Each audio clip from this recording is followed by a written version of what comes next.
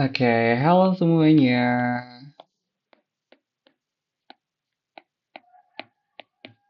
Selamat datang di video ketiga dari perdagangan internasional. Sebelumnya saya ucapkan selamat buat teman-teman yang bisa sudah sampai di part ketiga dari perdagangan internasional ini. Oke, applause, applause, applause everyone. Yay, congrats. Nah, untuk kali ini kita akan belajar mengenai kebijakan-kebijakan di perdagangan internasional. Sebelum kita loncat ke kebijakannya ada apa aja, kita akan bahas dulu emang kenapa gitu kan ya harus ada kebijakan perdagangan internasional kayak gitu teman-teman. Kita harus cari tahu kayak gitu. Sebenarnya buat apa sih ada kebijakan tersebut kayak gitu. Nah, ternyata teman-teman, kebijakan-kebijakan dalam perdagangan internasional tuh ada maksudnya kayak gitu teman-teman. Ada fungsinya kayak gitu. Yang pertama itu tuh adalah melindungi industri nasional dari persaingan maupun kelangkaan kayak gitu teman-teman. Oke, kenapa melindungi industri nasional dari persaingan? Oke, kalau misalkan gitu ya, Indonesia gitu ya, Indonesia itu adalah hmm, penghasil beras gitu ya, penghasil beras. Sedangkan negara-negara lain juga ada yang menghasilkan beras. Indonesia ngejual berasnya itu sebesar 10.000 gitu kan ya. Terus dari Thailand ngejual berasnya itu malah 9.000 kayak gitu. Otomatis orang-orang kayak kenapa beli yang mahal gitu loh. Toh sama aja beras gitu kan ya, sama-sama aja dimakan. Kayaknya beli yang 9.000 aja kayak gitu teman-teman. Nah, Indonesia gimana dong nanti? Rugi kayak gitu kan ya. Produk-produknya nggak laku di pasaran karena orang-orangnya pada beli yang produk buatan Thailand tersebut gitu ya, produksi Thailand kayak gitu berasnya, kayak gitu teman-teman. Otomatis di sini harus ada kebijakan dari pemerintah kayak gitu teman-teman. Tugasnya untuk apa? Untuk melindungi industri nasional yang mana gitu ya.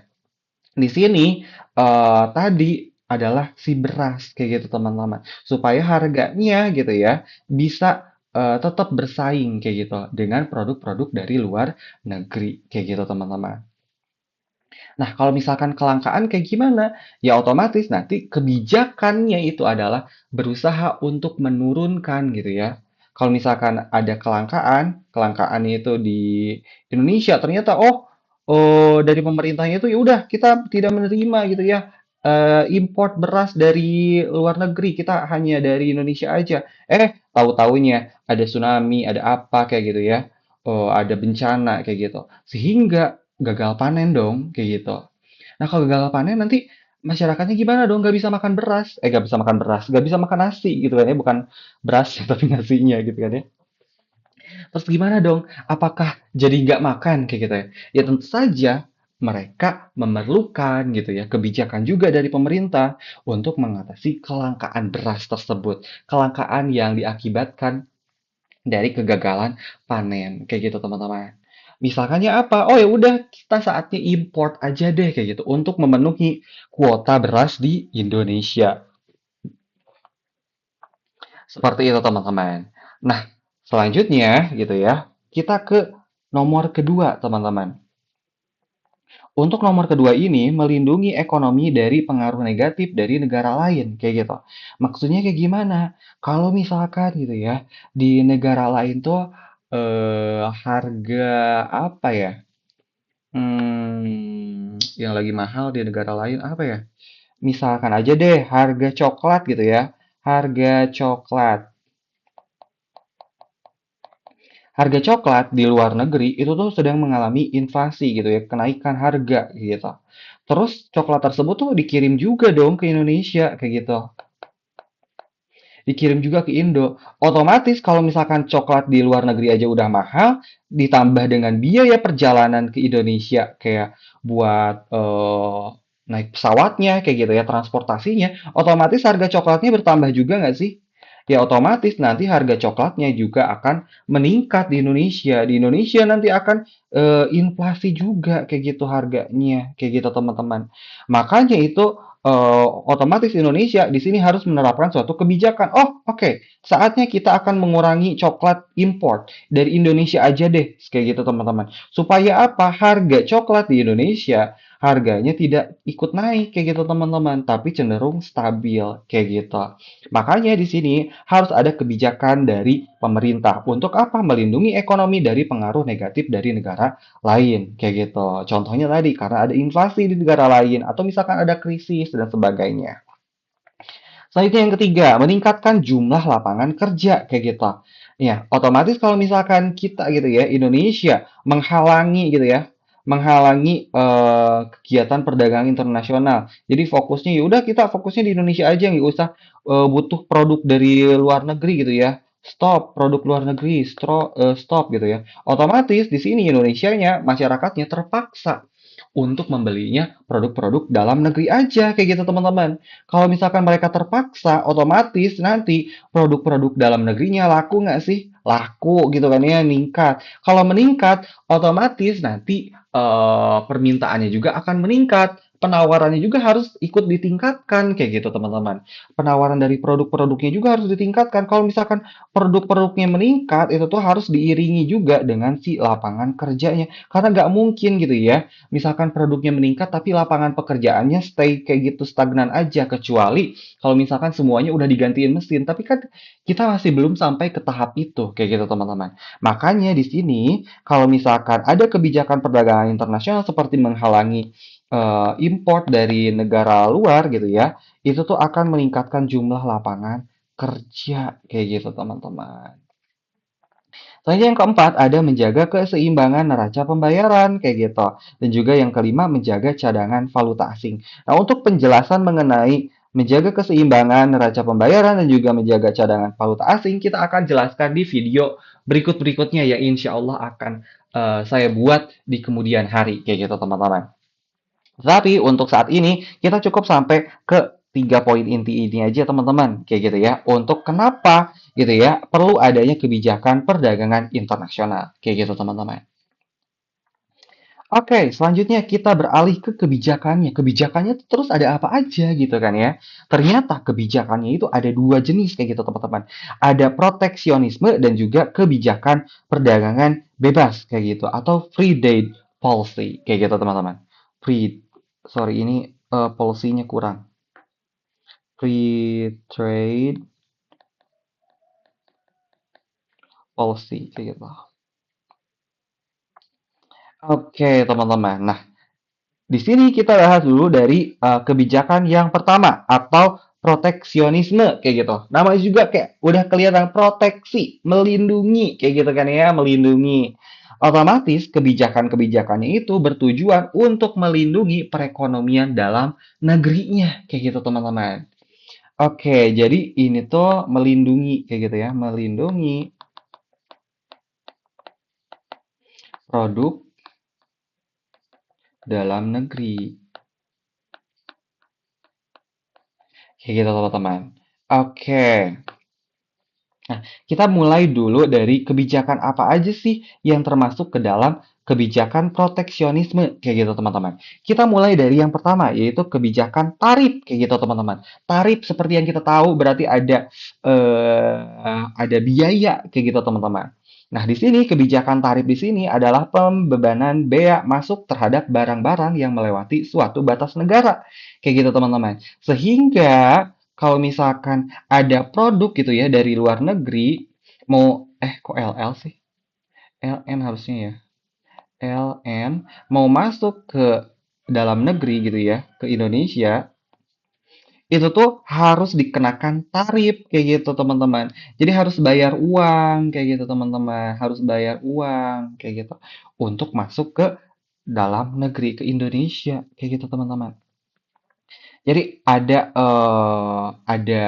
uangnya gitu loh ya, yang harus dikeluarkan untuk masuk ke dalam negeri, menjual produknya di dalam negeri di Indonesia, kayak gitu teman-teman. Nah, kenapa ini kebijakan tarif tuh perlu gitu kan ya? Nah, kalau misalkan nanti gitu ya, kita tidak menerapkan tarif, misalkan produknya yang akan diimpor adalah baju deh gitu ya, baju impor nih dari Prancis kayak gitu. Desainer Louis Vuitton gitu ya. Oke, ini baju gitu kan ya, baju diimpor dari eh Prancis gitu ya.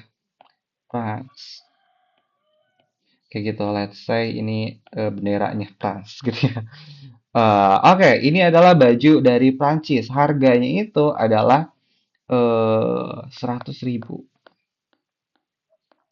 Sedangkan kalau produk lokal gitu ya, bajunya itu gimana sih baju yang bagus? Oke, produk buatan Indonesia gitu ya. Produk dalam negeri PDI. eh, jangan dong apa ya? Ya udahlah buatan Indonesia gitu ya. Produk buatan Indonesia. Produk buatan Indonesia harganya itu lebih mahal, misalkan 200.000 kayak gitu. Nah, otomatis nanti orang-orang pada belinya yang mana dong? Produk buatan Prancis dong ya, kayak gitu. Yang mana harganya 100.000 lebih murah. Nah, otomatis pemerintah harus menerapkan suatu kebijakan. Kebijakan buat apa? Melindungi gitu ya. Melindungi si produk dalam negeri supaya harganya bisa bersaing gitu ya dengan si produk luar negeri. Kayak gimana caranya? Ya udah deh, produk dalam luar negeri, sorry, produk luar negeri ini, produk Prancis gitu ya. Kalian kalau misalkan mau jualan di Indonesia, kalian harus membayar sebesar 100.000 kayak gitu untuk jualan bajunya kayak gitu. What? 100.000? Ya udah deh, nggak apa-apa. Yang penting bisa jualan di Indonesia. Makanya harga produk Prancis jadi 200.000 juga kayak gitu teman-teman. Otomatis bisa bersaing nggak sama produk Indonesia? Ya sama, tinggal pilihannya lu mau produk dalam negeri atau produk asing kayak gitu aja kan di masyarakatnya. Kayak gitu teman-teman. Makanya ada kebijakan tarif kayak gitu. Nah, ternyata kebijakan-kebijakan tarif tuh dibagi lagi kayak gitu teman-teman. Dibagi menjadi 3 jenis tarif kayak gitu. Yang pertama itu tuh ada tarif ad valorem kayak gitu teman-teman. Nah, untuk tarif ad valorem ini, itu tuh persentase dikali dengan harga barang. Jadi, pengenaan tarifnya itu dalam bentuk persentase, kayak gitu, teman-teman. Oke, kalau misalkan lu mau impor barang dari, misalkan dari Cina, otomatis nanti kena tarif sebesar berapa persen? Misalkan 10%, kayak gitu. Berarti nanti si harga barangnya dikalikan dengan harga tarif kayak gitu 10%. Misalkan gitu ya, harga barangnya itu adalah 100.000 gitu ya, 100.000. 100.000 kali 10% berapa? 10% dari 100.000 berarti 10.000. Berarti nanti harga jualnya menjadi 110.000 kayak gitu teman-teman. Itu adalah tarif ad valorem kayak gitu. Sedangkan kalau yang kedua ada tarif spesifik. Kalau misalkan tarif spesifik ini tuh adalah tarif per unit. Kayak gitu teman-teman.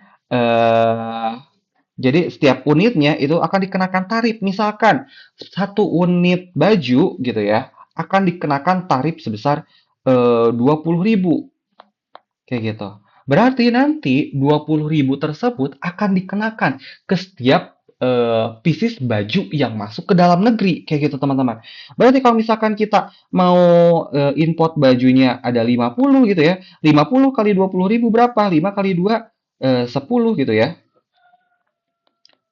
100 tambah nolnya 4. 1, 2, 3, 4. Jadi 1 juta kayak gitu teman-teman. Untuk si tarifnya kayak gitu. Tarif 50 pieces baju diimpor ke dalam negeri kayak gitu teman-teman.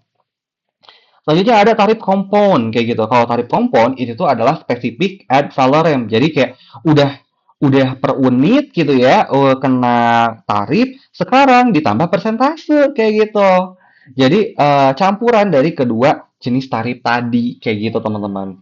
Jadi per unitnya kena, persentase juga kena kayak gitu teman-teman.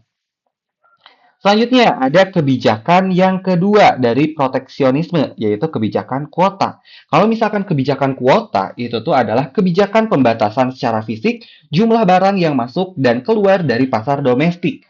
Nah, jadi kalau misalkan kebijakan kuota gitu ya, itu tuh agak sedikit berbeda dengan si kebijakan tarif. Kalau misalkan kebijakan tarif itu ya udah nanti bakal bisa tetap masuk kayak gitu ya, kebijakannya itu tetap bisa masuk ke dalam negeri, tapi ada uang yang harus dibayarkan kayak gitu. Uangnya masuk kemana? Kalau misalkan yang tarif ya masuknya ke kas negara, negara diuntungkan kayak gitu.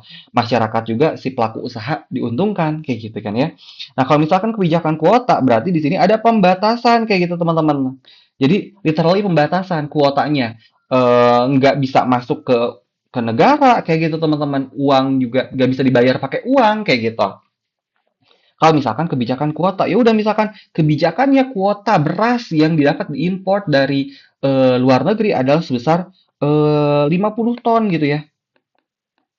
Jadi nggak mau, pokoknya saklek 50 ton, nggak bisa lebih dari 50 ton. Mau ngasih uang berapapun nggak, karena kita udah saklek 50 ton yang akan diimpor dari luar negeri, kayak gitu teman-teman. Jadi itu bedanya kuota sama tarif, kayak gitu. Nah, ternyata kalau misalkan kebijakan kuota, itu juga ada jenis-jenisnya, teman-teman. Ada yang absolut, kemudian juga bilateral, kemudian ada tarif kuota sama mixing kuota. Nah, kalau misalkan yang absolut gitu ya, absolut atau unilateral kuota, itu tuh ditetapkannya sepihak, kayak gitu, teman-teman. Maksudnya sepihak tuh kayak gimana gitu ya. Jadi satu negara itu tuh udah langsung aja negara menetapkan kebijakan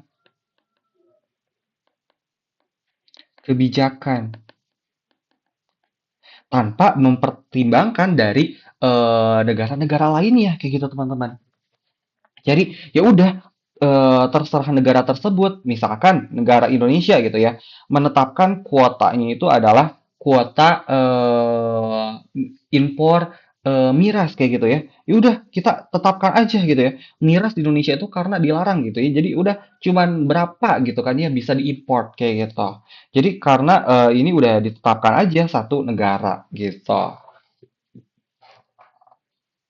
Sedangkan kalau yang bilateral kuota atau negotiated itu tuh bisa ditetapkan menurut perjanjian. Jadi kalau misalkan suatu negara, misalkan Indonesia gitu ya, Indo sama Korea gitu ya, mereka kerjasama gitu ya. Oke, ya udah kita akan melakukan import gitu ya, import baju gitu ya. Batasnya kuotanya berapa? Kalau Indonesia pengennya sih maksimal di 2 juta pieces gitu ya. Sedangkan Korea, oh jangan deh, jangan 2 juta pieces, soalnya kita kebanyakan baju di Korea. Gimana kalau misalkan 2,5 juta deh, kayak gitu setidaknya. Yaudah, boleh deh, cincai lah, kayak gitu ya.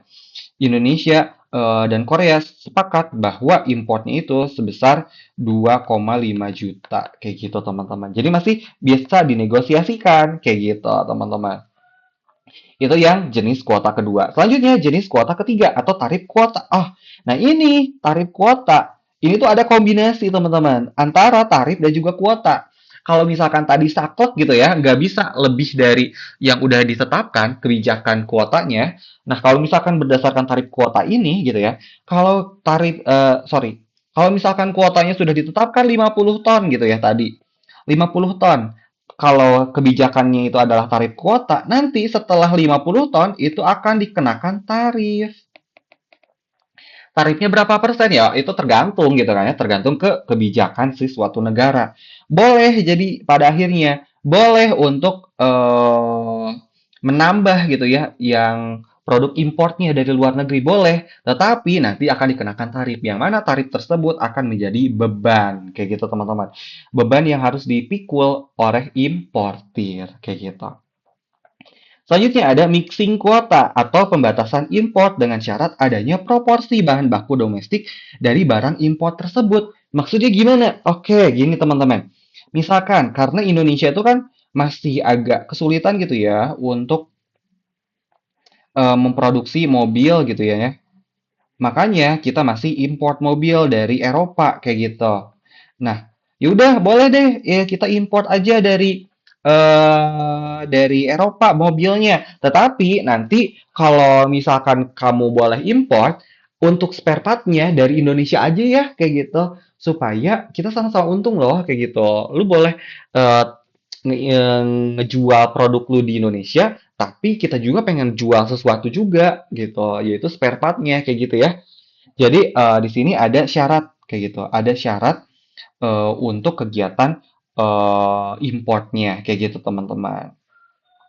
Selanjutnya ada kebijakan subsidi. Kalau misalkan kebijakan subsidi itu tuh adalah pemberian bantuan kepada pengusaha untuk bisa menekan biaya produksi sehingga bisa menetapkan harga yang bersaing. Kalau misalkan kan seperti yang kita tahu produk-produk dari Cina tuh harganya lebih murah nggak sih? Lebih murah kayak gitu teman-teman. Nah, gimana caranya supaya produk kita bisa bersaing gitu ya dengan produk yang ada di Cina? Otomatis pemerintah akan memberikan bantuan kepada para pelaku usaha. Bantuannya gimana? Mulai dari bantuan pelatihan ketenaga kerjaan atau misalkan subsidi langsung gitu ya melalui uang kayak gitu teman-teman. Supaya apa? Supaya nanti beban produksinya bisa lebih kecil sehingga nanti harganya bisa hampir sama lah, sama kalau bisa sama atau bisa lebih rendah dari Cina kayak gitu teman-teman. Sehingga nanti gitu ya bisa bersaing melawan produk Cina kayak gitu teman-teman. Makanya ada kebijakan subsidi. Selanjutnya ada dumping kayak gitu ya. Kebijakan dumping. Nah, ini adalah kebijakan yang dirasa kurang etis sebenarnya ya. Kalau kebijakan dumping itu menjual barang dengan harga murah ke negara lain dan menjual harga yang tinggi di dalam negeri.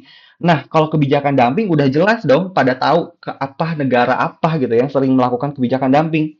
Itu adalah kebijakan dari negara Cina kayak gitu teman-teman. Harga produk Cina kok bisa sih lebih murah banget gitu kan sampai murah banget dijual di luar negeri kayak gitu kan ya. Di kita sampai murah banget ini produk Cina. Ya emang itu tujuannya gitu ya, supaya Cina bisa menguasai gitu ya menguasai pasar-pasar tertentu suatu produk kayak gitu. Oh ya udah pangsa pasar ini dikuasai Cina, jadi nanti orang-orang tuh ketergantungan sama produk Cina kayak gitu teman-teman. Oh aku nggak percaya lagi si selain produk Cina karena mereka udah terbiasa dengan produk Cina kayak gitu teman-teman. Makanya itu adalah kebijakan dumping, menjual barang dengan harga murah ke negara lain dan menjualnya dengan harga tinggi di dalam negerinya. Di Cinanya itu lebih tinggi kayak gitu teman-teman. Selanjutnya ada larangan import. Kalau larangan import berarti di sini melindungi industri dalam negeri. Sehingga apa? Oh ya udah kalau misalkan ada larangan import ya udah kita fokusnya orang-orangnya gitu ya mengkonsumsi produk dalam negeri aja kayak gitu. Ya udah kita nggak dapat dari luar negeri itu tuh dilarang. Dari luar negeri itu dilarang kita larang gitu ya. Pak Prabowo ya udah kita dilarang sama Pak Prabowo gitu ya untuk menerima produk impor dari luar negeri. Tujuannya apa gitu ya? Untuk industri dalam negeri gitu ya bisa dibeli gitu ya produk-produknya sama masyarakatnya kayak gitu. Masyarakatnya ya udah makan produk buatan sendiri aja toh bagus kok kayak gitu. Itu larangan import. Sedangkan kalau larangan ekspor berarti di sini gitu ya, produk yang ada di dalam negeri itu tuh udah mah sedikit gitu ya. Produk-produknya sedikit, terus orang-orang pengen ekspor ke luar negeri gitu ya. Pengen mencari keuntungan yang lebih lagi karena pengen mendapatkan uang yang lebih banyak gitu teman-teman. Ya otomatis dilarang nggak sih kalau misalkan di dalam negerinya aja belum terpenuhi, ini malah pengen ekspor, ya otomatis dilarang gitu lah kebijakannya.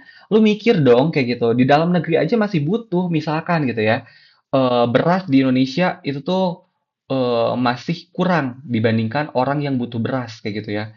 Butuh berasnya itu 100 kilogram, sedangkan berasnya di Indonesia ada 50 kg.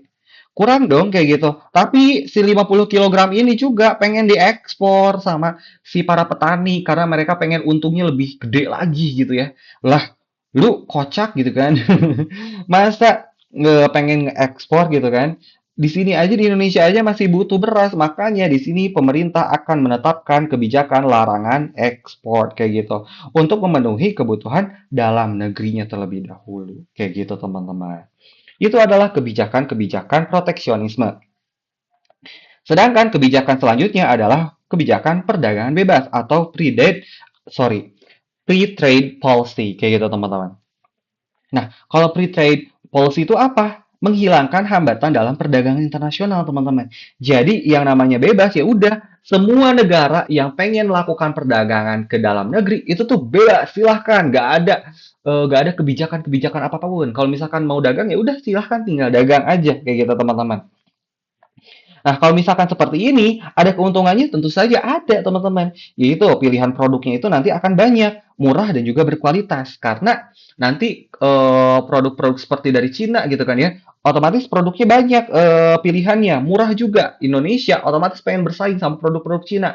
Yaudah deh, supaya bisa bersaing gitu ya dengan Cina, kita akan menambah varian sesuatu gitu. Misalkan handphonenya yang bisa handphone Indonesia yang bisa nggak pakai kuota gitu ya, internetan unlimited tanpa kuota kayak gitu bisa. Wah, jadi pilihan produknya jadi makin banyak dong kayak gitu.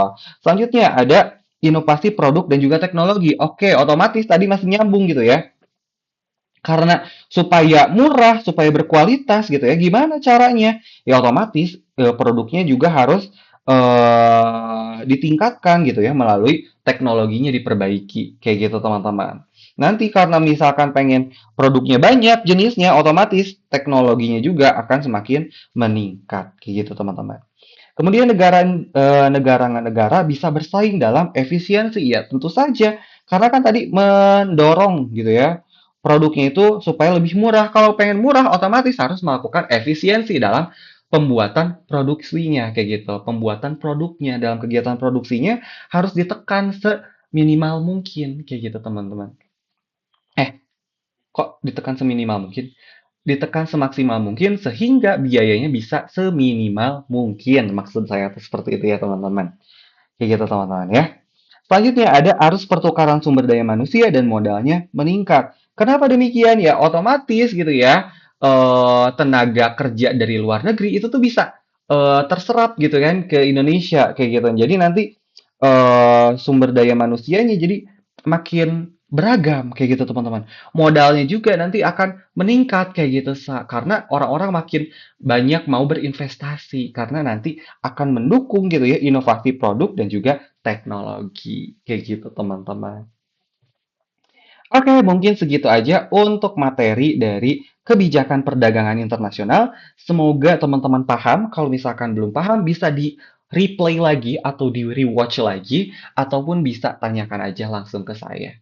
Mungkin segitu aja dari saya. Terima kasih atas perhatiannya, dan sampai jumpa di video selanjutnya. Bye bye.